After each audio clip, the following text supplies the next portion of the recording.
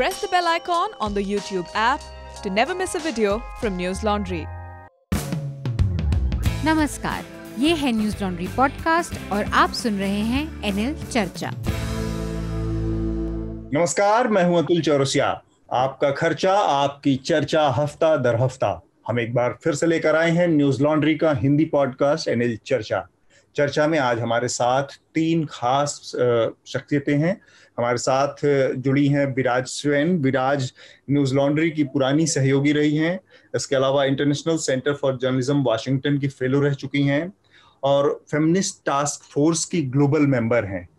तो विराज, स्वागत है आपका इस बार चर्चा में जुड़ने के लिए। धन्यवाद अतुल। और इसके अलावा हमारे साथ आनंद वर्धन है, हमारे न्यूज लॉन्ड्री के स्तंभकार कॉलमनिस्ट हैं। आनंद, आपका भी स्वागत है।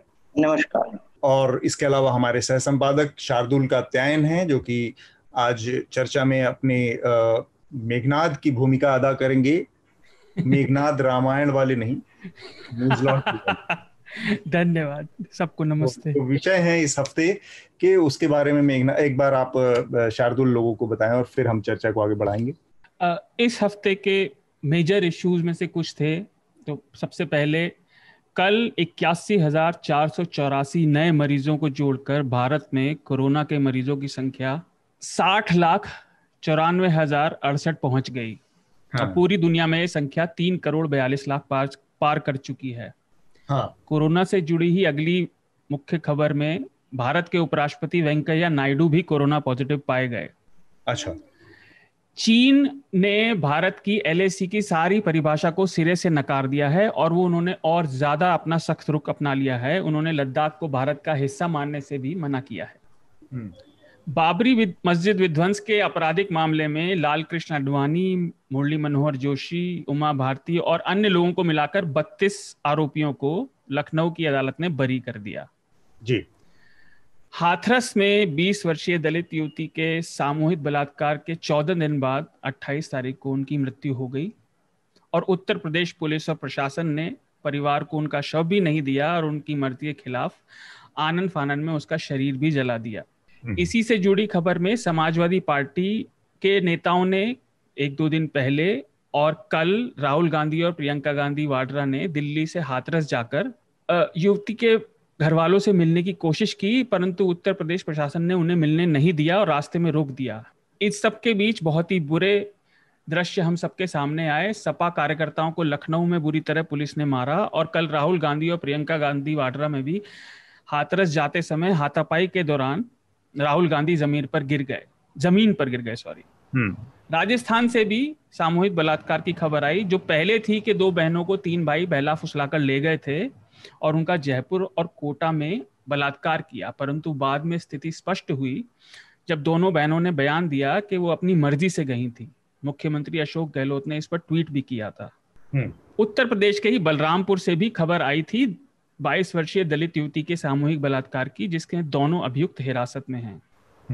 भारत सरकार ने 2019 का एनसीआरबी डेटा भी जारी कर दिया, जिसके अनुसार 2019 में भारत में महिलाओं के खिलाफ 4,05,861 अपराध हुए, जो पिछले साल से 7.3% ज्यादा है। यह रिपोर्ट बताती है कि हर दिन भारत में 2019 में 87 बलात्कार हुए। हर दिन। जी। बिहार से जुड़ी एक खबर, क्योंकि चुनाव आने वाले हैं। बिहार में बहुजन समाज पार्टी मायावती जी की और उपेंद्र कुशवाहा की राष्ट्रीय लोक समता पार्टी ने गठबंधन का ऐलान किया है। अमेरिका में राष्ट्रपति चुनाव के लिए पहली डिबेट हुई मौजूदा राष्ट्रपति डोनाल्ड ट्रंप और डेमोक्रेटिक पार्टी के उम्मीदवार जो बाइडेन के बीच, जो आज तक की सबसे वाहियात डिबेट मानी गई। ट्रंप अपने बातों में नियमों का उल्लंघन करते हुए मोदी जी से अपनी दोस्ती भी भूल गए और उन्होंने भारत की काफी बुराई करी, जिस पर काफी शोर मचा, कम से कम भारत के मीडिया में। और अभी हमने जब चर्चा रिकॉर्ड करनी शुरू करी तो खबर आई है कि अमेरिका के राष्ट्रपति डोनाल्ड ट्रंप और उनकी पत्नी मेलानिया ट्रंप भी कोरोना पॉजिटिव पाए गए हैं। कोविड को ज्यादा खतरनाक ना बताने वाले डोनाल्ड ट्रंप अब अपनी पत्नी के साथ खुद क्वारंटीन में हैं। ठीक बात। एक चीज इसमें मुझे बस बड़ा दिलचस्प लगा, उन्होंने जो प्रेसिडेंशियल डिबेट में भारत का जिक्र जिस लिहाज से किया, वो बहुत नकारात्मक संदर्भ में किया कि भारत, चीन और रूस ऐसे देश हैं जो कि अपने यहाँ जो कोविड के आंकड़े छुपा रहे हैं। और ये मेरा दिमाग एक चीज पे अटक गया कि मोदी जी ने अपने स्तर पर जाकर एक जो दो देशों के दो राष्ट्राध्यक्षों के बीच के संबंध होते हैं उसमें भी ओवरस्टेपिंग करते हुए एक तरह से उनका चुनाव प्रचार किया था जाके जी जो टेक्सास में उन्होंने उतनी बड़ी सभा की थी जी और ट्रंप को बुला के भारत के लोगों के बीच, एनआरआईज के बीच इतनी बड़ी और एक बड़े लार्ज स्केल पे और हाथ मिलाकर एक तरह से उनके समर्थन में सभा की थी। और फिर बाद में जब वो उनको हिंदुस्तान बुलाया गया पिछले फरवरी महीने में, तो उसी तरह की एक सभा की गई और उसमें गुजराती कम्युनिटी जो कि बहुत पावरफुल है अमेरिका में हिंदुस्तान के नजरिए से जी बहुत इन्फ्लुएंशियल है, उनके बीच में ट्रंप की एक सभा करवाई गई लोगों से मिलजुल। और उस सब के बावजूद ट्रंप ने पहले ही झटके में मोदी जी की या पूरे देश की एक तरह से छीछालेदर कर दी।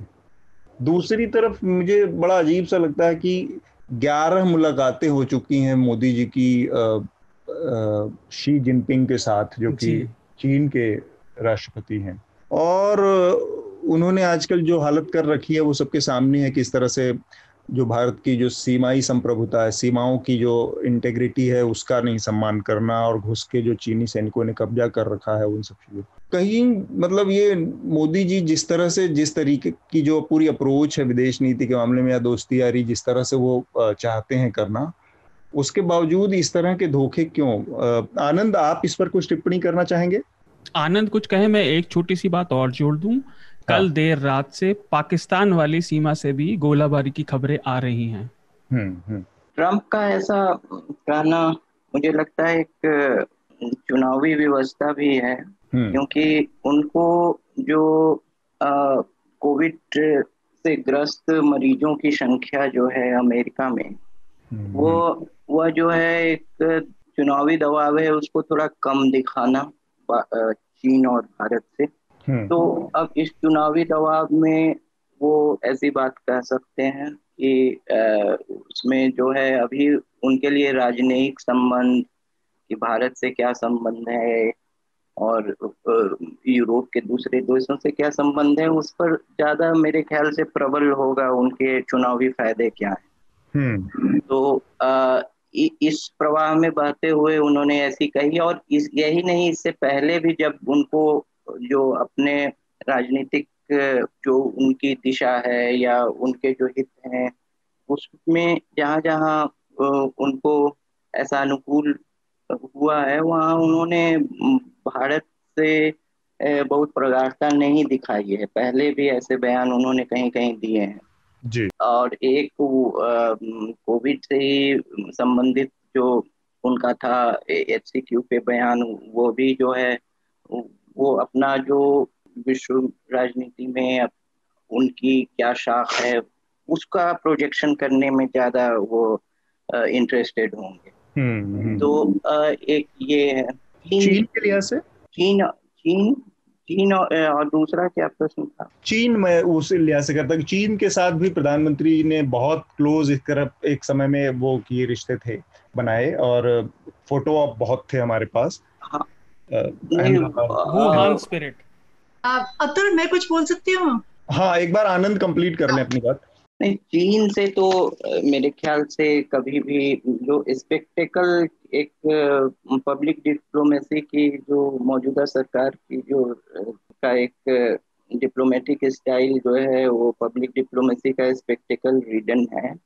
उसमें जो समिट वार्ता है उसको स्पेक्टेकल में परिवर्तित करना, उसको वो अलग बात है, लेकिन जो मूलभूत जो कॉन्फ्लिक्ट ऑफ इंटरेस्ट चीन से भारत का बना रहेगा, क्योंकि इस बड़े भूभाग में जो हम लोग इस पे कई बार पहले भी चर्चा कर चुके हैं, लेकिन मूलभूत बात है कि भारत एकमात्र बड़ा क्षेत्रीय शक्ति है जो इस बड़े भूभाग में चीन को मिलिट्री तौर पे चुनौती देगा। बाकी जो उसके पड़ोसी देश हैं उसकी जो है एक तरह की हेजेमनी स्वीकार करके एक क्लाइंट स्टेट या वेसल स्टेट बन चुके हैं। जी, तो हाँ, आप क्या कह रही थी विराज? तो ये सवाल एक्चुअली सही है कि हमारे प्रधानमंत्री इतना पर्सनल रिलेशनशिप रख रहे हैं, लेकिन देश के हित में जो कूटनीति चाहिए, विश्व स्तरीय कूटनीति, मुझे लगता है उसमें हम काफी फेल कर रहे हैं। और यूएस बहुत ही बढ़िया एग्जाम्पल है, क्योंकि इन्होंने इतने ट्रिप्स किए लेकिन ना H1B वीजा का कोटा बढ़ा। हम बोल सकते हैं कि ट्रंप अपने गैलरी को, अपने नागरिकों को अपने इलेक्शन के लिए लड़ रहे हैं, लेकिन ये भी सच है कि हमें कोई बहुत बड़ी जीत इन रिश्तों से मिला नहीं है, प्रगाढ़ जीत। वो H1B वीजा के कोटा से ले लीजिए, या फिर फार्मास्यूटिकल में इंटेलेक्चुअल प्रॉपर्टी राइट का मुद्दा हो, या फिर अभी हाइड्रोक्सी क्लोरोक्विन के बाद अभी इस तरह के मुद्दे उठाए जाएं। और वही एक बहुत इम्पोर्टेंट मुद्दा जो है, इनको बोला, हमारे प्रधानमंत्री को बोला जा रहा था कि ये मिडिल ईस्ट में अरेबिक देशों के साथ बहुत अच्छे संबंध बना रहे हैं, लेकिन इन्होंने कभी हमारे जो ब्लू कॉलर वर्कर्स है, हमारे जो एक्सपैट्रिएट लेबर है, भारत विश्व का सबसे बड़ा एक्सपैट्रिएट पैसा, रिपैट्रिएशन पैसा का स्रोत है, लेकिन हमारे लेबर्स के साथ किस तरह का व्यवहार होता है कटार हुआ या बाकी देशों में, उसके ऊपर कभी उन्होंने नारा नहीं उठाया। ये एक्चुअली नेपाल और फिलीपींस ने वो लड़ाई लड़ी। तो एक तो मतलब पर्सनल चार्म है, लेकिन वो देश के हित में हमको कूटनीतिक जय मिल रहा है या नहीं, उसकी समीक्षा करना बहुत जरूरी है। और मुझे नहीं लगता, हमने बहुत झंडे गाड़े हैं पिछले 6 साल में। और बाकी रहा भारत के डेटा की बात, वैसे ट्रम्प की बात में सच्चाई भी है कि हमारे डेटा के ऊपर तो विश्व के 100 भारतीय मूल के पब्लिक हेल्थ एक्सपर्ट्स ने लिखा है कि आप पिछले 7 महीने के सिविल रजिस्ट्रेशन मौतों के डेटा को प्लीज ओपन कीजिए। हम खुद इंटरप्रेट करना चाहते हैं कि आपके देश में कोविड की मौतें कैसे हो रही है। तो ये कोविड की लड़ाई हारी या जीती जाएगी भारत के परफॉर्मेंस के ऊपर, और विश्व को सही में अभी चिंता है हम जैसे डेटा के साथ खिलवाड़ कर रहे हैं। ठीक बात। हम अपनी चर्चा को थोड़ा सा आगे ले जा रहे हैं, और जो कि हाथरस में एक घटना हुई जिसका जिक्र शार्दुल ने किया कि 20 वर्षीय एक युवती का वहां पर कथित तौर पर गैंगरेप हुआ। पोस्टमार्टम की रिपोर्ट जो अभी बता रही है उसमें रेप का जिक्र है, लेकिन उत्तर प्रदेश पुलिस का दावा है कि बलात्कार नहीं हुआ। खैर, उसके बाद उसकी यातना देकर मौत हो गई लड़की की इलाज के दौरान यहाँ पर दिल्ली में, और परिवार का दावा है कि उसके साथ रेप हुआ। और इन तमाम चीजों के बीच में जो चीज वहां पर हुई, जो घटनाएं हुई हैं, एक तो ये कि उत्तर प्रदेश की पूरी हालत लॉ एंड ऑर्डर को लेकर दिन पर दिन हर दिन की एक घटनाएं हो गई हैं, मर्डर, लड़कियों के साथ बलात्कार। पुलिस प्रशासन का जो रवैया है, और खासकर दलितों के बीच में जो एक उसका जो जातीय कोण है, उस लिहाज से हमें बात करने की जरूरत है। क्योंकि हाल फिलहाल के दिनों में एक बड़ा ये चीज देखने को मिली है कि जो उत्तर प्रदेश का पूरा प्रशासन है वो बहुत ही मतलब प्रेजुडिस तरीके से काम करता हुआ दिख रहा है।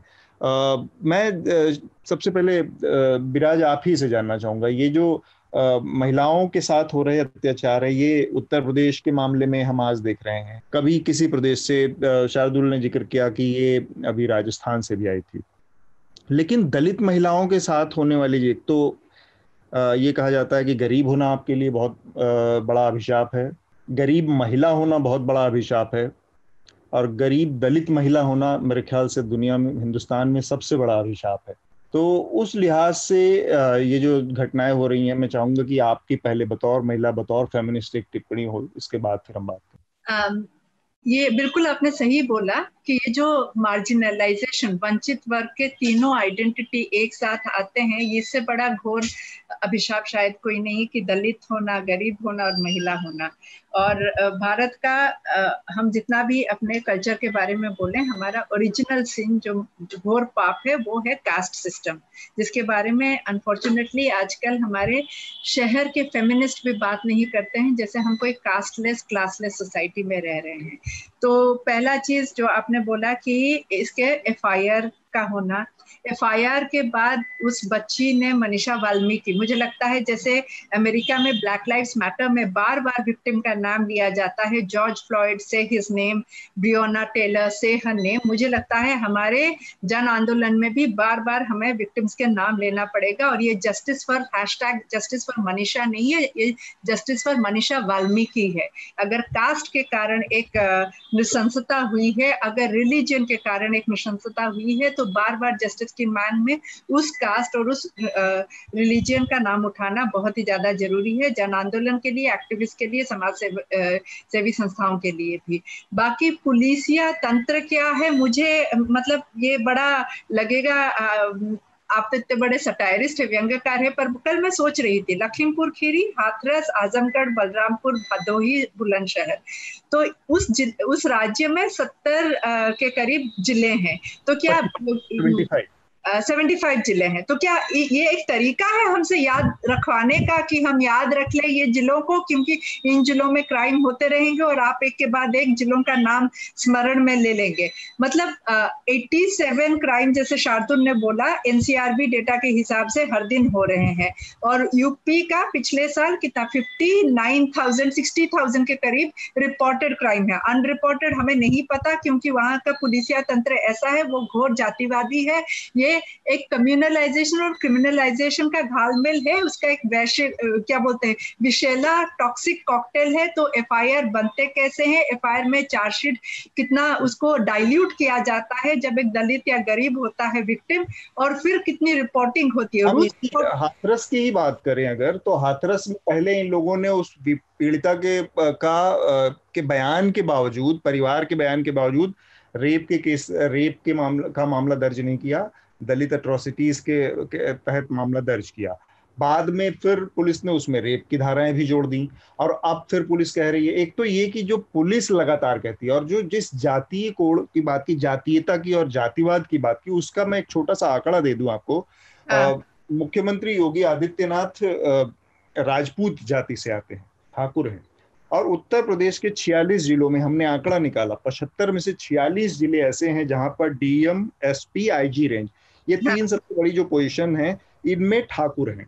बाकी बचे आपके पास जो 24 जिले हैं, इन 24 जिलों में से 25 जिलों में से 24-25 कह रहा हूं मैं, 29 जिलों में से पूरे प्रदेश की जितनी जातियां हैं उन सब का रिप्रेजेंटेशन है। मैं ये नहीं कह रहा हूं कि जो भी प्रशासनिक उसमें किसी तरह का रिप्रेजेंटेशन, लेकिन एक जाति विशेष का जिससे मुख्यमंत्री ताल्लुक रखते हैं, 46 जिलों में प्रभुत्व होना अपने आप में बहुत बड़ी बात कहता है। इसके अलावा उत्तर प्रदेश में 1463 थाने हैं, 50% से ज्यादा थानों में राजपूतों की नियुक्ति है। मैं इस पर शार्दुल का कमेंट लेना चाहूंगा। ये जो जातीय तरीके से प्रशासन को चलाने की जो का तरीका है, इस मामले में हर मुख्यमंत्री पूर्व की पार्टियां इसी तरह से काम करती हैं।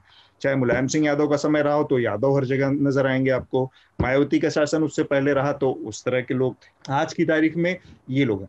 पर ये प्रूवन है कि ये फेल्ड तरीका है, ये काम नहीं करता, लेकिन इससे उनकी राजनीति को हेल्प मिलती है, उस राजनीति को समर्थन देती है ये व्यवस्था जातिवादी। इसलिए शायद इसमें इतने बड़े पैमाने पर आंखों में धूल झोंक कर इस तरह की बेशर्मी दिखाई जाती है। शार्दुल, ये एक कारण है अतुल जी मेरी नजर में, और जो आपने कारण बताया ना कि हर कोई अपने अपने जातिगत धड़ों को सबल बनाता है जब वो सरकार में आता है। ये इसको कहने का सबसे आसान तरीका है, सबसे सभ्य तरीका है। इसको कहने का कहीं बुरा तरीका है जो असल में होता भी है, क्योंकि सबल बनाने का ये मतलब नहीं कि आप बाकी लोगों को प्रताड़ित करें, लेकिन ये होता है। और ये पॉइंट आपको याद होगा 1-2 हफ्ते पहले हमने चर्चा की थी पुलिस रिफॉर्म के ऊपर। ये वहां भी जुड़ता है। अगर सुप्रीम कोर्ट के द्वारा जारी पुलिस रिफॉर्म करे जाएंगे तो ये सिचुएशन नहीं आएगी, क्योंकि पोस्टिंग्स मतलब फिड्यूशियरी जिम्मेदारी के अलावा, आर्थिक जिम्मेदारी के अलावा पुलिस विभाग की सरकार के हाथ में कुछ और नहीं रह जाएगा। जाति इतनी बड़ी चीज है, देखिए हम सब हिंदी भाषी प्रदेश के लोगों ने सुनी है कि जाति ऐसी चीज है जो मरने के बाद भी नहीं जाती, सबने सुना है ये। इसका कारण ये है कि हमने अपने आप को छोटी छोटी ग्रुप आइडेंटिटीज में अलग अलग कर दिया है, और ये एक समाजशास्त्र का तथ्य है, जब भी किसी भी व्यक्ति के लिए, किसी भी इंडिविजुअल के लिए ग्रुप आइडेंटिटी पहले आएगी तो उसकी इंडिविजुअलिटी खत्म होगी, और ग्रुप आइडेंटिटी दूसरे को दबाने से ही आगे आएगी, क्योंकि हर व्यक्ति की क्षमता अलग है। अगर आप एक पूरे ग्रुप को बढ़ाएंगे तो आप औरों में और ग्रुपों के जो अपने आप बन जाएंगे और समूहों के टैलेंट को नीचे करेंगे। अब मैं इस रेप पर भी आगे बात करूं या अभी इतना ही? बिल्कुल बिल्कुल बिल्कुल। मैं आज चर्चा में आने से पहले मैं आपको सही बताऊं, मैं कल पूरे दिन एकदम गुस्से से भरा रहा, और एक व्यक्तिगत एनेक्डोट, कल मैंने अपना एक बहुत पुराना दोस्त भी खो दिया इसलिए, क्योंकि उसने न्यूज लॉन्ड्री की रिपोर्ट्स देखी, जो सबको पढ़नी चाहिए श्रोताओं के लिए, आकांक्षा और निधि के द्वारा करी गई, हाथरस से जाकर, हाथरस की, जी हाँ, इसी बलात्कार के आसपास की चीजें और क्या क्या हुआ उससे रिलेटेड।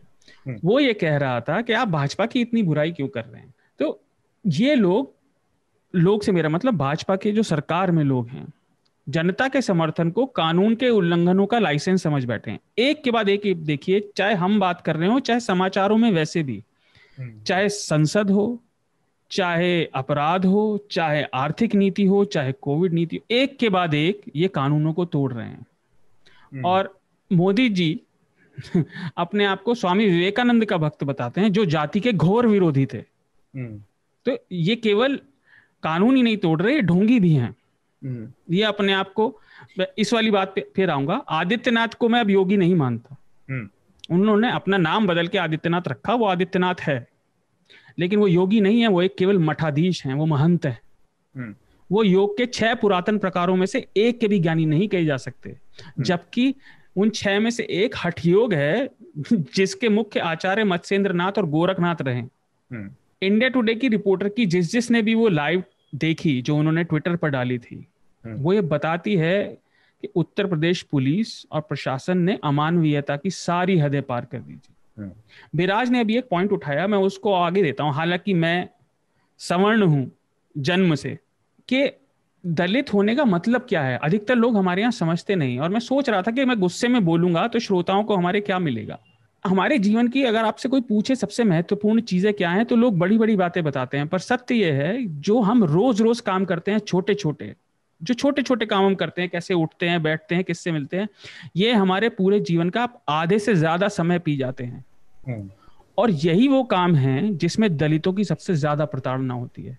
हर दिन दुकान, हम वो रिपोर्ट बताती है, जैसे इस स्पेसिफिक केस में दुकान पे जाना तो पैसे पे पानी छिड़कना, है ना, नोट को हाथ ना लगाने देना, किसी डब्बे पे हाथ लग गया तो उसे खरीदना ही पड़ेगा, चाहे आपके पास पैसे हो या ना हो, उसके साथ साथ बेइज्जती अलग। तो यहाँ पर आपको रोकूंगा, मैं इसी पे आनंद की एक टिप्पणी लेना चाह रहा हूँ। आनंद जी बिल्कुल। जो आनंद, ये जो इनहेरेंट एक हम इनबिल्ड वो एक प्रेजुडिस है, एक जो हमारे अंदर इस सिस्टम के अंदर, जो मतलब लोग समाज में भी वही चीज है और वही चीज पुलिस प्रशासन में भी है, वो जाति वहां पर किस तरह से काम करती है। जैसे ये पीड़िता जब पहुंची तो उसके साथ किसी तरह की सिंपैथी नहीं दिखाना, या फिर जब उसकी मृतका की लाश पहुंची तो लकड़ियों के ढेर पे बॉडी फेंक के बहुत अपमानजनक तरीके से उसकी बिना परिवार को गांव में बंधक बना के।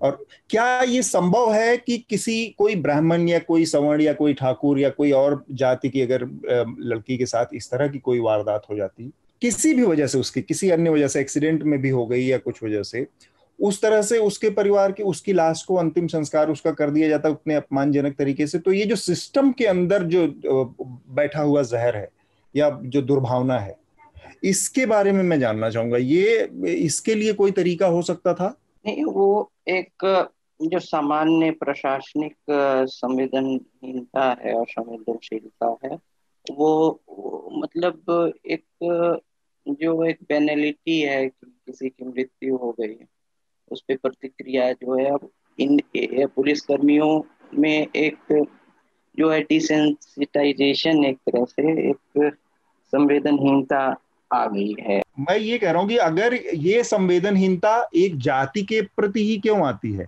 अगर ये सवर्ण बच्ची होती तो भी क्या इसी तरह से उसकी लकड़ियों के ढेर पे उसकी लाश को ऊपर से फेंक के और उसकी लाश को आधी रात को जलाने की हिम्मत वही प्रशासन करता, वही जिनको हम कह रहे हैं कि एक संवेदनहीनता है, तब भी ये लोग क्या इसी तरह से बिहेव करते? ये तय कैसे होता है? मैं उसकी बात करना चाह रहा हूँ। नहीं, अब ये तो एक हाइपोथेटिकल क्वेश्चन है कि तब कैसी प्रतिक्रिया होती। ये और कई चीजों पर भी यह निर्भर करता है कि जो उस समय पुलिस पार्टी थी वो कैसी थी, किन परिस्थितियों में वो किया उन्होंने, और इतनी जल्दबाजी क्या चीज की थी, और क्या व्यवस्था थी। तो ये कई चीजें हैं। एक जाति समूह को टारगेट करके करना, आपका कहना वो सही हो सकता है। और लेकिन मेरा ये पॉइंट है कि ये संवेदनहीनता जो है एक सामान्य तौर पे भी जो है एक देखने को मिलती है रोजमर्रा के ये में। और जैसे यही रिपोर्ट आई तो अब उसके बाद मीडिया में ढेर, अब सब जगह से निकालने लगे कि यहाँ भी ये हो रहा है, यहाँ भी वो हो रहा है, वहाँ भी वो हो रहा है। लेकिन अगर आप ऐसे जो है रोज नजर रखेंगे स्थानीय अखबारों में, तो जैसा कि शुरू में जो एक स्टेटिस्टिक्स दिया उन्होंने कि 87 रेप्स रोज हो रहे हैं, तो अब जो है छोटी बच्चियों से लेकर 3-4 साल से बच्चियों से लेकर इस उम्र की बच्चियों या पे, तो अब बहुत अमानवीय तरीके से जो है एक डेली का भी ये एक कहिए कि जो पाठक वर्ग है, जो मीडिया कंज्यूमर है, वो भी डिसेंसिटाइज हो गया है कि अब इस तरह के समाचार से, और वो आगे बढ़ गया क्योंकि मूलभूत से ये एक अपराध है। और अपराध जो है एक रोचक समाचार कई लोगों के लिए बहुत चाव से लोग पढ़ते हैं और देखते हैं, लेकिन कभी मुद्दा नहीं बना है किसी भी एक गवर्नेंस का, किसी कोई चुनावी बड़ा मुद्दा बनाना या ये। तो अपराध जो है एक सिविल सोसाइटी का मुद्दा नहीं बना है, और अगर बनता भी है तो वो वही है, दलगत राजनीति और वगैरह में बट गया है। तो अब मैं ट्रैक करता हूँ इस तरह की छोटी छोटी खबरें, मैं ट्रैक करता हूँ स्थानीय अखबारों में, तो मुझे ये इतनी छोटी खबर बना दी जाती है डेली कि और लेकिन फिर भी खबर दी क्यों जा रही है? क्योंकि लोग पढ़ते हैं, लोग चाव से काफी पढ़ रहे हैं इसे, लेकिन ये कभी मुद्दा नहीं बनता है। ये विरोधाभास मुझे समझ में। इसमें एक और चीज है, एक तो ये कि मीडिया उसको किस तरह से कवर कर रहा है। दूसरा इसका पहलू है कि ओवरऑल सिस्टम ही जो इसके लिए बना है, मतलब वो घटना हुई, परिवार वहां पहुंचा, उसके प्रति तटस्थ होकर ईमानदारी से कार्रवाई करने की बजाय जो 20 तरह की दूसरी चीजें कंसीडर की जाती हैं कि उसका पॉलिटिकल एफिलिएशन क्या है, उसकी जाति क्या है, किसके इशारे पर कार्रवाई होनी है, ये चीज सिस्टम में क्यों नहीं है? क्योंकि मीडिया का रोल तो बाद में आता है, उसने एक कॉलम में किया, इग्नोर कर दिया, बढ़ा चढ़ा के कर दिया, वो एक दूसरा हिस्सा है। तो विराज, मैं उस पर बात करना चाह रहा हूं आपसे कि ये जो सिस्टम इसको दरकिनार करता है, उसकी वजह क्या है? वो जो और उसमें जाति, उसकी जो घृणा दुराग्रह है, उसका एक बहुत बड़ा हिस्सा है जिसका मैंने जिक्र किया कि कुछ चीजें बहुत बड़ा इशू बन जाती हैं। उसी तरह के सेम मामलों में दलितों के साथ एकदम दूसरे तरह का रवैया आ जाता है।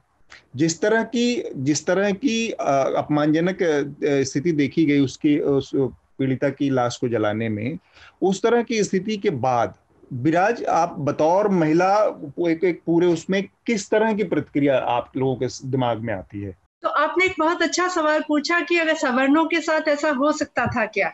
सूरज येंगड़े जो आपके साथ आपके काफी प्रोग्राम्स में आए हैं, उन्होंने कल ट्वीट किया था कि कुछ राजपूतों के लिए जो फर्स्ट अमंग्स्ट इक्वल होते हैं, ये सिस्टम बहुत ज्यादा एक्टिव हो जाती है कंगना रनावत पे, बहुत ज्यादा एक्टिव हो जाती है सुशांत सिंह राजपूत पे। लेकिन वही सिस्टम कल हमने देखा डीएम किस तरह से, कहां से वो हिम्मत आती है सिस्टम को कि पहले आपने परिवार को फेल किया, उस बच्ची को फेल किया, फिर आप इतने संस्कारी बनते हैं, आधी रात को परिवार से छीन के बच्ची को जला भी दिया, और उसको अंतिम संस्कार नहीं बोलते हैं, उसको सबूत नष्ट करना बोलते हैं, सिस्टम के द्वारा सबूत नष्ट करना बोलते हैं। और फिर उसके बाद ये अहंकार कि आप कैमरा चल रहा है, उसके सामने बच्ची के बाप को धमका रहे हैं कि कहीं हम ही ना बदल जाए।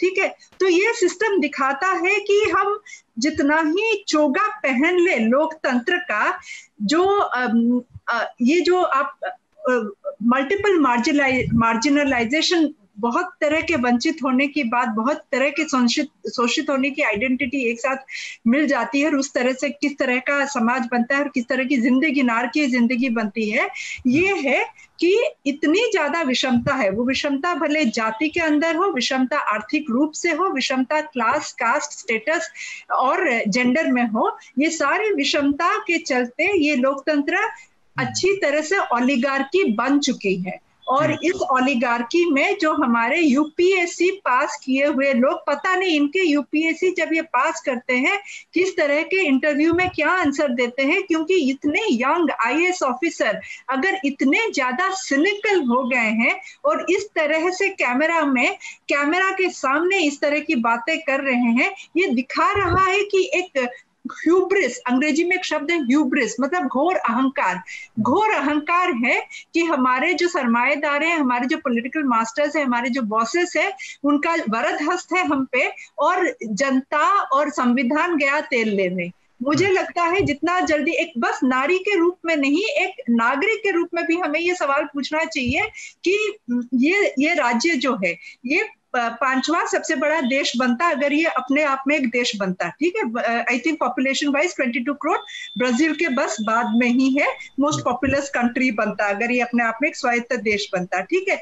इसके आईएएस ऑफिसर को कहां से ये घोर अहंकार मिल रहा है कि इतने सारे कैमरा के सामने बोले। और आपने सही बोला, मुझे लगता है चूंकि news laundry media watch platform है, और मैं बस एक लाइन बोलना चाहती हूँ, डिस्ट्रिक्ट लेवल पे जिस तरह से जो डिस्ट्रिक्ट रिपोर्टर्स डीएम को बोल रहे हैं आप झूठ बोल रहे हैं, और तनुश्री पांडे इंडिया टुडे की जिस तरह से उसने रिपोर्टिंग की है, मुझे लगता है वो काफी ज्यादा प्रशंसा के पात्र हैं। हालांकि प्रशंसा नहीं है, यही काम है, लेकिन उस काम के लिए भी मतलब हमारे आज की उम्मीदें जो हमारी बिल्कुल ली गई है कि सही ईमानदारी से। मैं ये वाक्य खत्म कर लूं कि डिस्ट्रिक्ट लेवल में तो उन्होंने इतनी हिम्मत दिखा दी, अब उनके नेशनल एंकर जरा ठीक सवाल पूछ लिया करे तो और भी बेहतर होगा, क्योंकि डिस्ट्रिक्ट लेवल रिपोर्टर अपने जान पे खेल के अगर डीएम को बोल रहे हैं कि आप झूठ बोल रहे हैं, तो आप national level prime time anchor से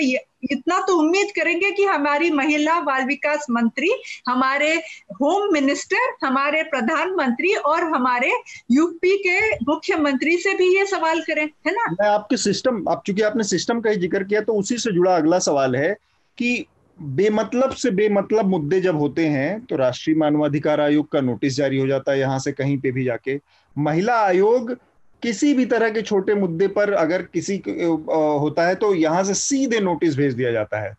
इतना बड़ा मसला हुआ, पूरे देश में हल्ला होता रहा, 14 दिन तक मीडिया ने नजरअंदाज करके रखा, पुलिस प्रशासन उनके साथ ही करता रहा, महिला आयोग पूरे उसमें नजरअंदाज रही।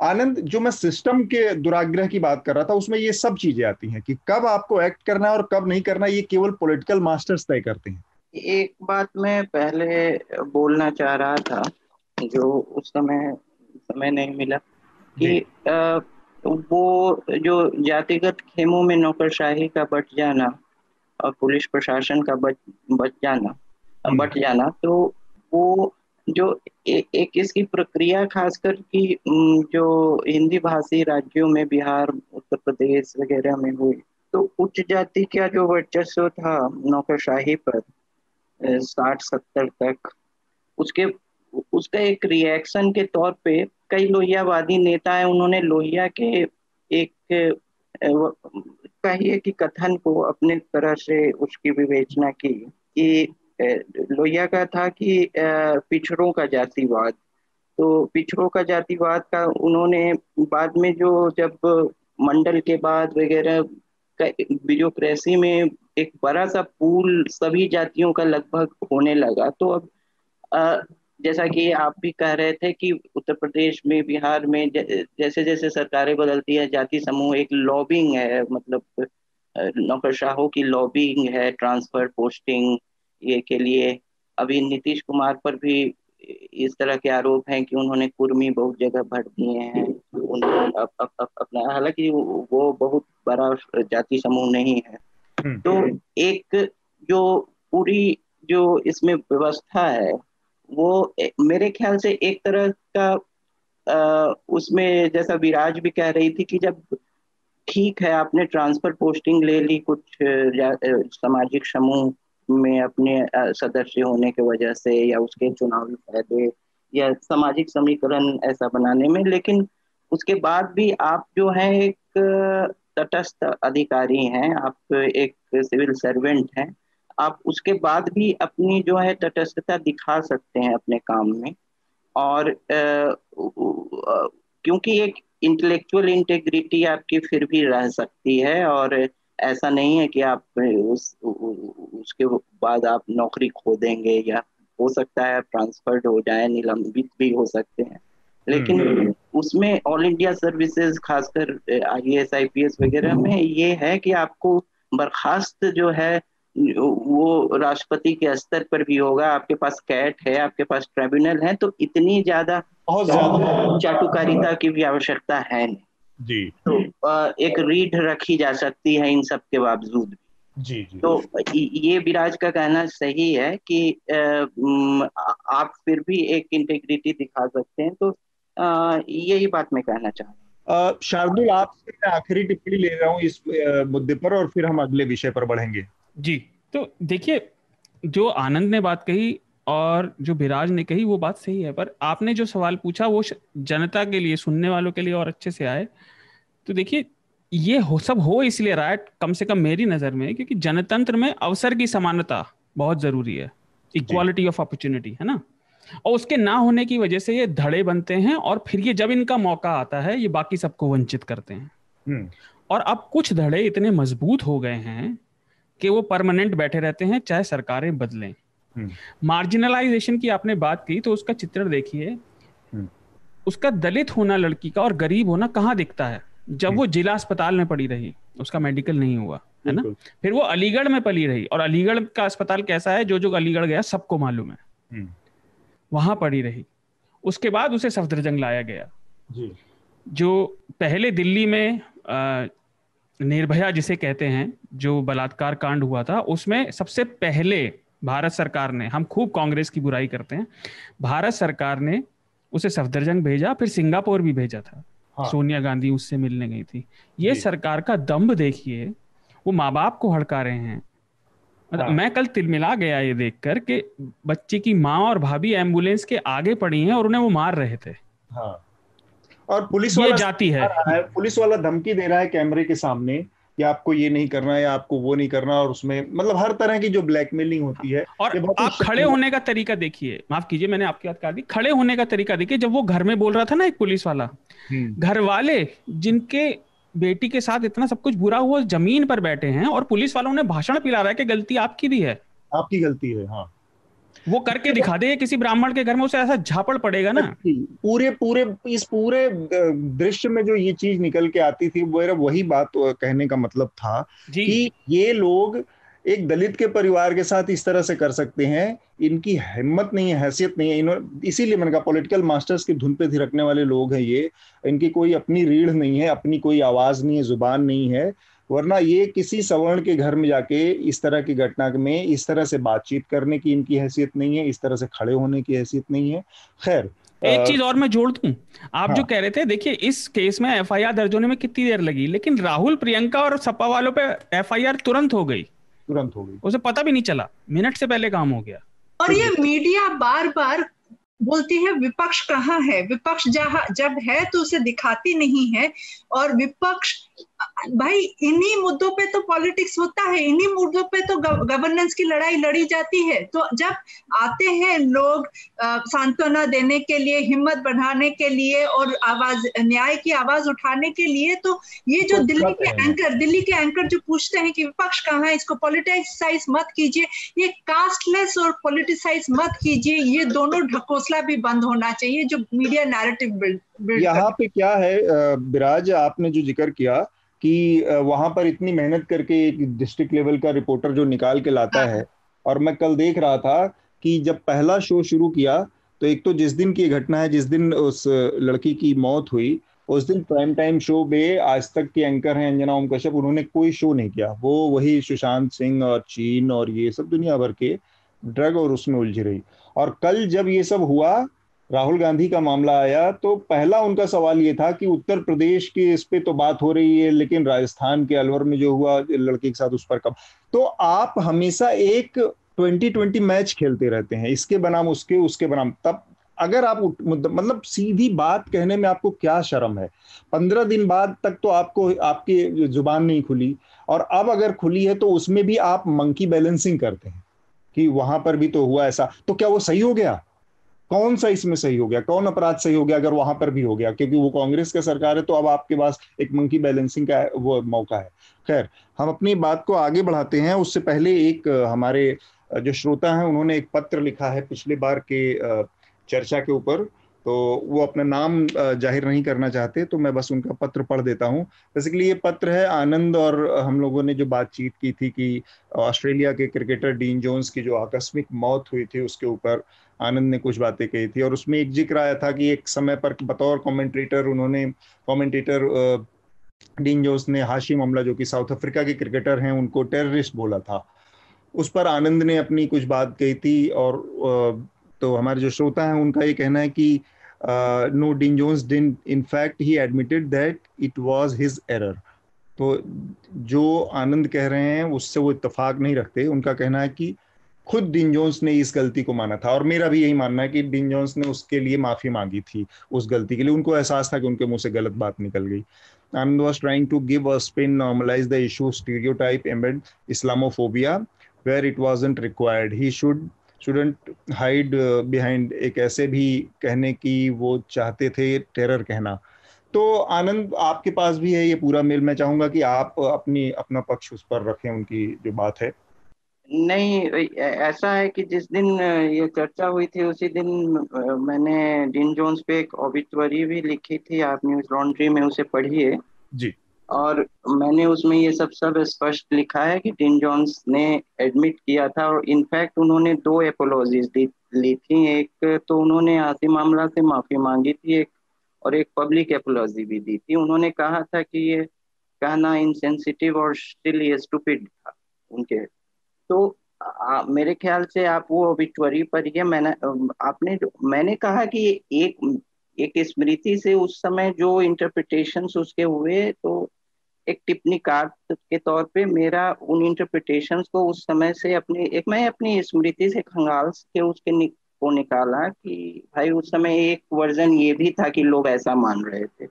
तो ऐसा तो है कि मेमोरी एडिट कर दीजिए और सिर्फ एक ही बात बोलिए जो पॉलिटिकली करे। मैं ज्यादा जानकारी देना तो कोई ऐसा नहीं है कि मैंने कहा कि उस समय कि ये भी उसका इंटरप्रिटेशन, और मैंने ये नहीं कहा कि डीन जोन्स का ये इंटरप्रिटेशन था। मैंने कहा कि एक बात ये उस समय भी मैं एक्चुअली संयोग है कि उस समय ये मैच देख रहा था और मैं उस समय के इंटरप्रिटेशंस मुझे याद।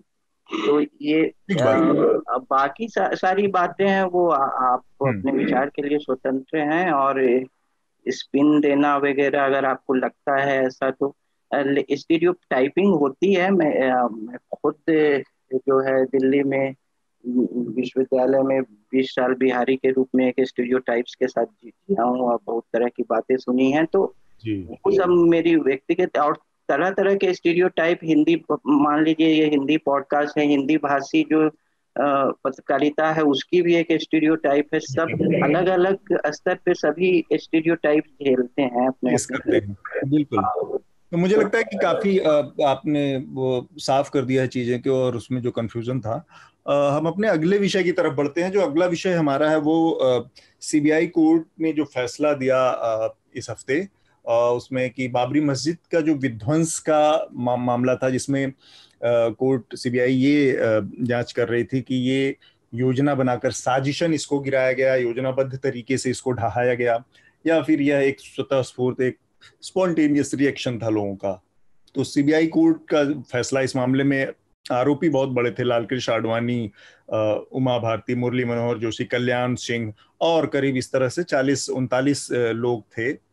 तो इस मामले में अब ये साफ कर दिया है सीबीआई कोर्ट के जज ने कि कोई साजिश नहीं रची गई थी, और बाबरी मस्जिद जिन लोगों ने भी गिराई हो, लेकिन ये जो लोग हैं आरोपी बनाए गए, इन लोगों का कोई हाथ नहीं है। तो इस फैसले के बाद क्या ये मुद्दा खत्म हो जाता है आनंद? इसमें 2 विकल्प हैं। या तो जो शिकायत करता है वो हाई कोर्ट जाए या सीबीआई खुद हाई कोर्ट जाए।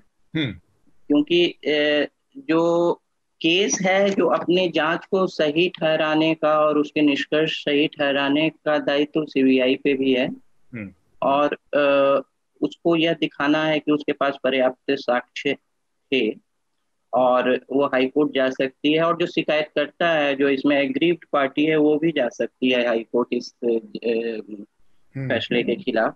इसमें दो चीजें मेरे ख्याल से बताना आवश्यक है, जिससे कि क्या हुआ कि जो सूचना प्रौद्योगिकी अधिनियम 2000 के अस्तित्व के आने के बाद जो 17 अक्टूबर शायद 2000 को आया था, तो वो जो भारतीय साक्ष्य अधिनियम 1872 का जो है, उसकी धारा 3 में संशोधन करते हुए इलेक्ट्रॉनिक दस्तावेज, जिसमें वीडियो कैसेट हैं, जो वीडियो कैसेट इस केस में महत्वपूर्ण एविडेंस साक्ष्य थे, उसको कोर्ट ने उसका संज्ञान नहीं लिया। खासकर नेगेटिव फोटोग्राफ्स जो हैं, फोटोग्राफ नेगेटिव वगैरह को नहीं लिया सीबीआई के, जो कि एक तकनीकी मतलब कारण से छांट दिया, जिसको चैलेंज किया जा सकता है। दूसरा है कि कोर्ट ने यह भी कहा कि जो और भी कुछ वीडियो कैसेट हैं, वो फॉरेंसिक लैब से वेरीफाइड नहीं है और उससे ऐसी संभावना है कि उससे छेड़खानी की गई होगी, तो उसको भी साक्ष्य नहीं लेते हैं। मैं तकनीकी मतलब आर्गुमेंट्स में, क्योंकि 2500 से ज्यादा का इनका निर्णय है। पर इसमें एक चीज है, ये तो कोर्ट के जजमेंट की बातें हैं कि किस टेक्निकल ग्राउंड पे उसने फैसला दिया। इससे मैं कह रहा हूँ कि इनके खिलाफ भी अपील की जा सकती है, ये भी फुल प्रूफ तो कोई आर्गुमेंट नहीं होता है। हाँ, मैं ये कह रहा था कि ऊपर की कोर्ट अभी अपील करने के लिए बची है। हाँ। अगर दोनों पक्ष चाहे, जो मुस्लिम पक्ष है इसमें या सीबीआई चाहे, तो ऊपर इसमें इस मामले में अपील कर सकती है। मैं ये कह रहा था कि इस मामले में लिब्राहन कमीशन बना था, और लिब्राहन कमीशन की रिपोर्ट साफ साफ कहती है कि ये साजिश करके सारी रच के गिराई गई है। उस कमीशन को कंसीडर नहीं किया गया इस पूरे मामले में। विराज, आपको लगता है कि इसमें एक तरह से ओवरसाइटिंग की गई कोर्ट द्वारा? जैसे वीडियो एविडेंसेस बहुत सारे हैं, न्यूज ट्रैक की उस समय की रिकॉर्डिंग है पूरी कि क्या क्या चल रहा था वहां पर, उसको कंसीडर नहीं किया गया। लिब्राहन कमीशन के सामने सारे लोगों की बातचीत है, लिब्राहन कमीशन का कंक्लूडिंग रिमार्क है इस बारे में। उन सब चीजों को दरकिनार करके कोई जजमेंट देना, मतलब ये पूरे जजमेंट के प्रासंगिकता और उसके फुल प्रूफ होने के ऊपर सवाल है। पिछले साल नवंबर 9 के जजमेंट के बाद, सुप्रीम कोर्ट का लैंड टाइटल इशू के जजमेंट के बाद, अगर हमें कोई भी उम्मीद थी कि ये सीबीआई कोर्ट का जजमेंट कुछ अलग होगा, तो शायद हम कोई स्वप्न लोक में रह रहे हैं। तो ये तो पता था, लेकिन सवाल ये है कि अब जुडिशियरी जो एक इम्पोर्टेंट एक फिर से हम चूंकि सिस्टम की बात कर रहे हैं और लोकतंत्र की बात कर रहे हैं, और लोकतंत्र का एक बहुत ही मजबूत पिलर है जुडिशियरी, वो पोस्ट रिटायरमेंट बेनिफिट के लिए इस्लामोफोबिया या अल्पसंख्यकों के कितने और हुकूक के ऊपर को रौंदेगा। और ये लिब्राहन कमीशन, ये सारे जितने सारे रिकॉर्डिंग्स हैं, विजुअल्स हैं, न्यूज ट्रैक के अपने फुटेज हैं, और रुचिरा गुप्ता के टेस्टिमनी है, कुर्बान अली के टेस्टिमनी है, इन सबको दरकिनार करके इस तरह का जजमेंट देना, आई थिंक अब हमारे पास यही बचा है कि देखने के लिए ये जज साहब रिटायरमेंट के बाद इनको क्या पोस्टिंग मिलती है, मिलती ना भी है तो इस तरह का जजमेंट आया क्यों, और ये एक सेक्युलर देश में क्या मैसेज छोड़ता है। तो ये मुझे लगता है ये बहुत ही ज्यादा डिसअपॉइंटिंग है। उससे भी बड़ा डिसअपॉइंटिंग है कि अंग्रेजी मीडिया, फिर भी कुछ न्यूज़पेपर्स ने इसकी काफी कड़ी निंदा की है, लेकिन हिंदी में इसकी जिस तरह की रिपोर्टिंग हुई है, आप भी बेहतर बता सकते हैं, और जिस तरह की नैरेटिव गढ़ा जा रहा है, तो वो शेर है ना कि उसी का शहर वही मुद्दाई वही मुंसिफ, हमें यकीन था कि हम ही कुशलवार निकलेंगे। तो यही है बस। और ये फिर से और एक स्टेप है इस्लामोफोबिया को मेनस्ट्रीम करने का, माइनॉरिटीज के हकों को और ज्यादा रौंदने का। वो पास्टर नीमोलर का कविता मुझे याद आता है, जब उन्होंने बोला था कि मैं ट्रेड यूनियनिस्ट नहीं था, इसलिए जब वो ट्रेड यूनियनिस्ट के लिए आए मैंने आवाज नहीं बुलंद की। मैं यहूदी नहीं था, जब वो यहूदियों के लिए आए मैं आवाज नहीं बुलंद किया। और जब मेरी बारी, जब मेरे लिए आए तो कोई बचा नहीं था मेरे लिए आवाज बुलंद करने को। तो मुझे लगता है कि कब हमें वो समझ आएगा, ये सारे जजमेंट्स उसी तरफ, उसी का इशारा है। ठीक बात। शार्दुल, आपको लगता है ये कि इसके बाद अचानक से एक तबका बड़ा मुखर हो गया है, कुछ लोग काशी का मुद्दा लेकर कोर्ट में पहुंच गए हैं, कुछ लोग मथुरा में भी अब कृष्ण विराजमान के नाम से रिट दायर हुई है कि अब जैसे रामलला विराजमान लड़ रहे थे वैसे ही कृष्ण विराजमान की एक याचिका दायर हुई है। ये सारी चीजें एक बड़े डिजाइन के तहत है कि एक बार ये फैसले आए और फिर बाकी चीजों पर बात की जाए। बिल्कुल डिजाइन के तहत है। जो भी, और मैं उनमें से एक हूँ, जो भी इस इकोसिस्टम में बड़ा हुआ है वो जानता है अयोध्या मथुरा काशी एक मुहावरा है। और कल आपके प्रिय एंकर सुधीर चौधरी ने इसी पर प्रोग्राम किया था। अच्छा। काशी पर। ओ, कि काशी का कब तक रहेगा, उनका कुछ तो हेडलाइन थी जी न्यूज पर। मैं देखता नहीं हूं तो मैंने केवल हेडलाइन देखी थी, मैंने हटा दिया। पर देखिए ये जो हुआ है इसका मतलब ये है, जो सिंपल मतलब है, जैसे आपने विराज ने बोला कि इसका मतलब मस्जिद किसी ने नहीं गिराई। भाजपा के प्रवक्ता तो टीवी पे उसे मस्जिद बोलने को भी तैयार नहीं है, जबकि कोर्ट बोल चुका है। वो ढांचा बोलते हैं, है ना भाई। ठीक है, अगर हम तुम्हें सारी बात मान लें, जो हम नहीं मानते कि वो पहले था, पर अब तुमने तोड़ी तो मस्जिद थी। क्या मतलब सफेद झूठ की भी कोई लिमिट होती है कि नहीं होती? और इस केस के बारे में सीबीआई को कोर्ट ने पहले भी फटकार लगाई थी कि उन्होंने केस की जांच ठीक से नहीं की जी, है ना। अब मैं इसके एक दूसरे उस पर जाना चाहता हूं, क्योंकि इस भावना का फायदा बहुत ज्यादा लोगों को बेवकूफ बनाने के लिए किया रहा है। और आज मेरी रिकमेंडेशन भी एक इसी से जुड़ी हुई होगी। हाँ। इन्हें होना चाहिए संविधानवादी, क्योंकि भारत के कम से कम प्रशासन में लोग संविधान कानून से चलते हैं, चाहे उनकी व्यक्तिगत आस्था कुछ भी हो। उसके बावजूद ये हिंदूवादी होने का दंभ भरते हैं, पर असल में ये हिंदूवादी भी नहीं है, ये अवसरवादी हैं। और जिसे हिंदुइज्म कहा जाता है पूरे अम्ब्रेला को, जिसमें इतनी सारी विविध मान्यताएं हैं, जिनमें कईयों में तो भगवान के अस्तित्व को भी नकारा जाता है। ये उसमें चारवाक के फॉलोअर हैं, जिन्हें लोकायत भी कहते हैं। ये अस्थायी लोगों का फायदा उठाने वाले हैं और पर्दे के पीछे उनका मजाक उड़ाते हैं। इसका एक प्रीव्यू आपको याद होगा, वो दिल्ली के थे मनोज, जब उन्होंने किया था डिमोनेटाइजेशन के बाद, पीछे से बोल रहे थे कि लोग बेवकूफ हैं देशभक्ति के नाम पे। मनोज तिवारी, मैं उनका लास्ट नेम भूल गया था, जो भोजपुरी सिंगर हैं। चारवाकी हैं। चारवाकियों का वाक्य आपको पता होगा, मैं श्रोताओं के लिए बता दूं, जिसका संस्कृत से हिंदी में अनुवाद है, जब तक जियो सुख से जियो, कर्जा लेके घी पियो। तो आनंद, आपकी कोई प्रक्रिया, आखिरी प्रतिक्रिया, कमेंट इस पर, जो जजमेंट आया है और उसके बाद जो काशी और मथुरा की सुगबुगाहट पैदा हुई है? नहीं, मेरे ख्याल से ये तो एक तरह से अवश्यंभावी, इनएविटेबल था कि दो जो तबके इसको अलग अलग तरह से इस जजमेंट को देखेंगे। मेरा एक और मानना है कि अगर ये जजमेंट एडवर्स भी होता है, जो अभियुक्त हैं, जो एक्यूज थे, तो भी एक आंदोलनकारी हिंसा जो है, उसमें आंदोलनकारी जो है गौरवान्वित होते हैं। तो अगर ये एडवर्स भी होता तो एक दूसरा तरह का भी नैरेटिव होता है उनको, वो मतलब कि भाई एक जो तबका उसका समर्थन कर सकता है, वो उनके जेल जाने का भी एक दूसरी तरह से नैरेटिव क्रिएट कर सकता है। तो अब नवंबर वाले जजमेंट में सुप्रीम कोर्ट ने बाकी सारी चीजें कही, लेकिन यह भी कहा था कि जो डेमोलिशन था वो एक क्राइम था, वो एक क्राइम था। और वो क्राइम है मॉब ने किया, या उसमें भी मॉब में भी कुछ डिजाइन पाया जा सकता है, कुछ प्री जो प्लानिंग पाई जा सकती है, कुछ कॉन्स्पिरेटर्स थे।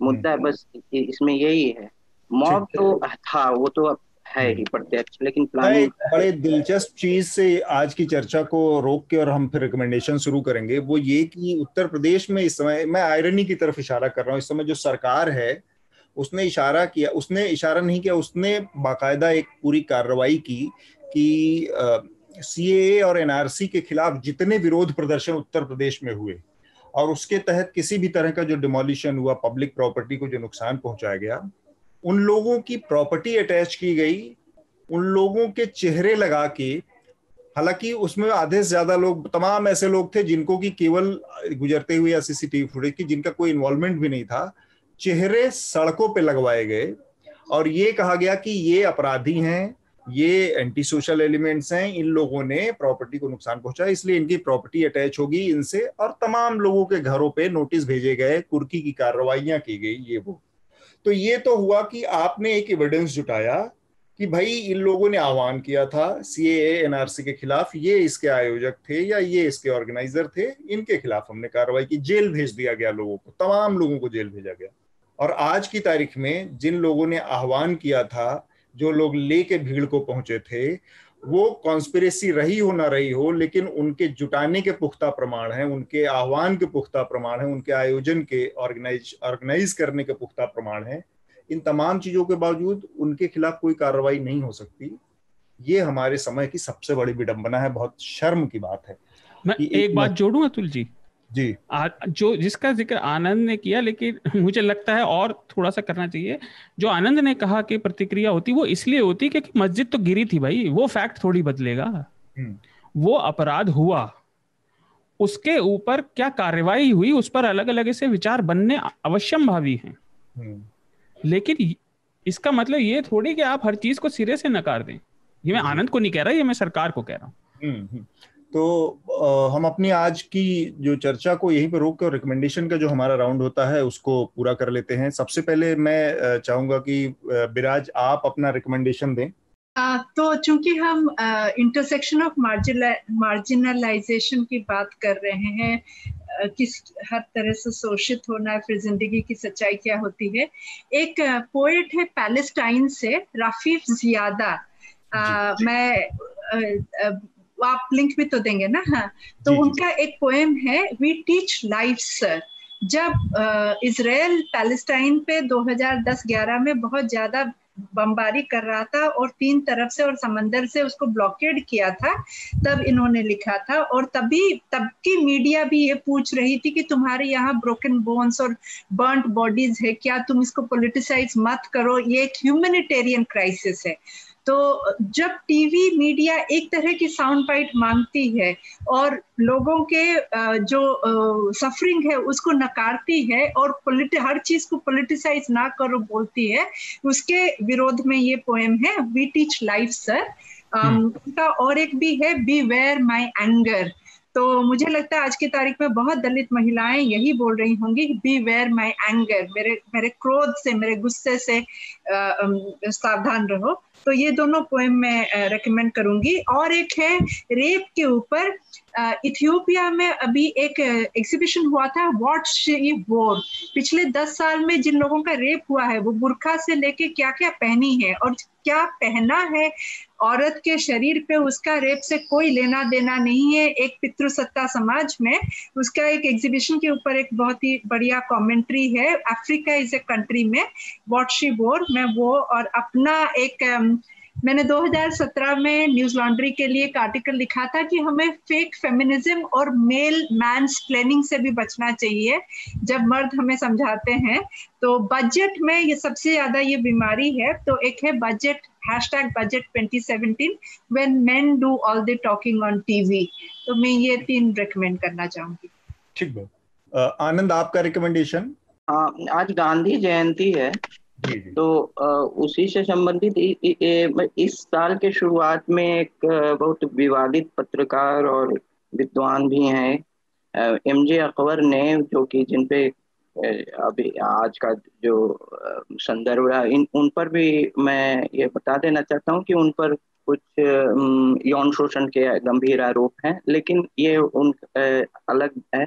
उनकी एक किताब आई थी जो इस साल के शुरुआत में, मेरे ख्याल से फरवरी में, तो उसमें उन्होंने एक ऐसे ऐतिहासिक काल पर अपना एक नया शोध और फ्रेश चीज लाए हैं जिसपे अति शोध हो चुका, मतलब बहुत ज्यादा शोध हो चुका है, बहुत कुछ लिखा जा चुका है, लेकिन मुझे ऐसा लगा कि इसमें फिर भी वो कई चीज फ्रेश लेकर आए हैं।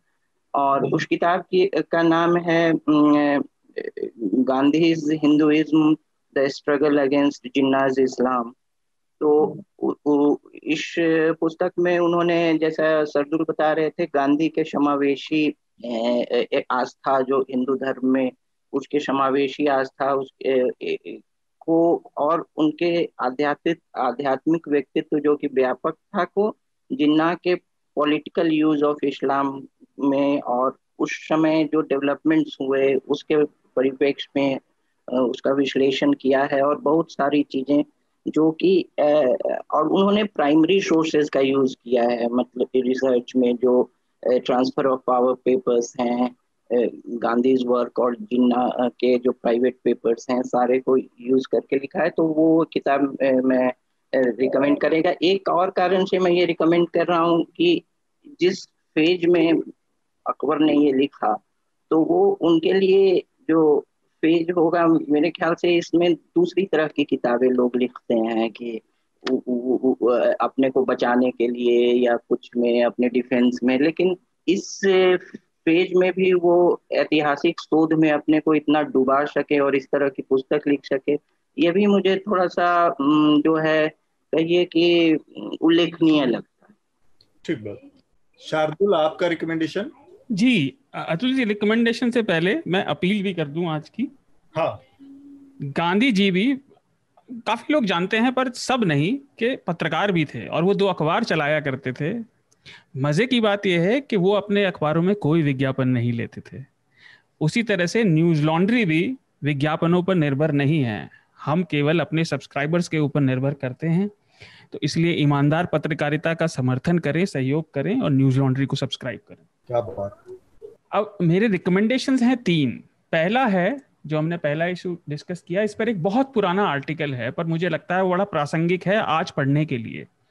2 भाग का है, पी साईनाथ के द्वारा लिखा गया है, ये 1999 में प्रकाशित हुआ था।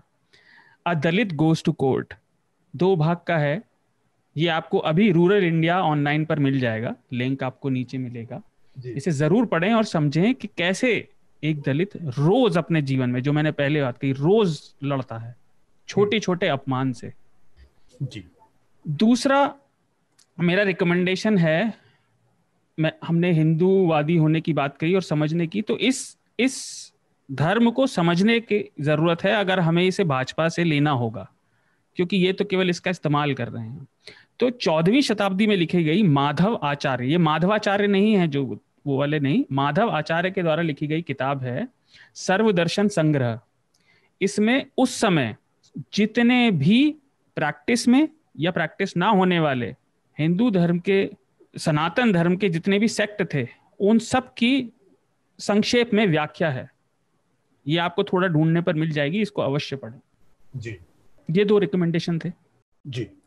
आज जब हम इस पॉडकास्ट को रिकॉर्ड कर रहे हैं तो 2 अक्टूबर है, गांधी जी की जयंती है, और हम इसे 11 से 12 बजे के बीच में रिकॉर्ड कर रहे हैं। तो जब तक आपके पास पहुंचेगा, हो सकता है कि कुछ चीज़ों में अंतर आपको लगे, तो इसलिए इस समय का जिक्र और आज की तारीख का जिक्र बहुत महत्वपूर्ण है। 2 अक्टूबर गांधी जी की जयंती है और इस मौके पर बड़ी कल ही मुझे एक किताब मिली। अशोक कुमार पांडे हैं, उन्होंने कश्मीर नामा लिखी है, कश्मीर के ऊपर एक बड़ी बहुचर्चित किताब है, बहुत शोधपरक। उन्होंने एक नई किताब लिखी है गांधी जी के ऊपर, और उसने गांधी को क्यों मारा। तो आमतौर पर जो गांधी जी की मौत का जो मामला था और जो 1948 में जब उनकी हत्या हुई, उससे इतर परिस्थितियों पर मैं इस किताब को पढ़ना शुरू किया, और इतने दिलचस्प तरीके से, बहुत सरल भाषा में उन्होंने इस पूरी घटना, उसके पीछे की तमाम परिस्थितियों को बहुत शोधपरक तरीके से उसका डॉक्यूमेंटेशन किया है, दस्तावेजीकरण किया है।